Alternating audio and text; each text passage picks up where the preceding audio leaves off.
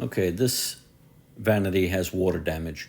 Had some issues underneath the sink. The last person who installed this faucet did not connect this drain properly, and therefore it ruined the vanity.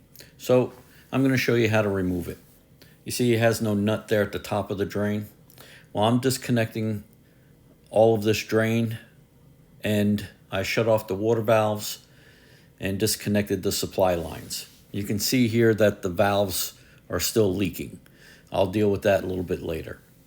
All right, now we cut away the caulk around the backsplash. Well, it's actually a side splash.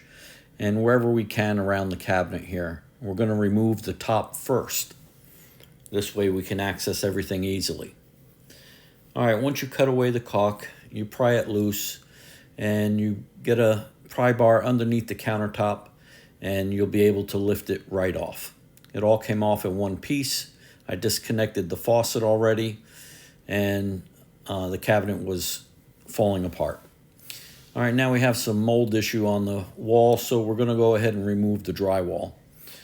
And this way we remove all this drywall, the mold comes with it, clean it up with some hydrogen peroxide, and then we put drywall back in.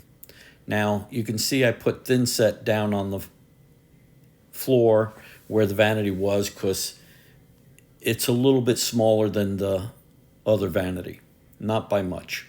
Here's the new one, comes all together in one piece. All right, I put another coat of mud on the wall and I put new valves on, and I cut the PVC and put a threaded coupling in to receive the P-trap. All right, this is the vanity. It comes all together. The hardware was on the inside. I just loosened the screws, put it on the outside. I had to remove the tile on the base to bring this vanity tight to the wall, and I think it came out quite well.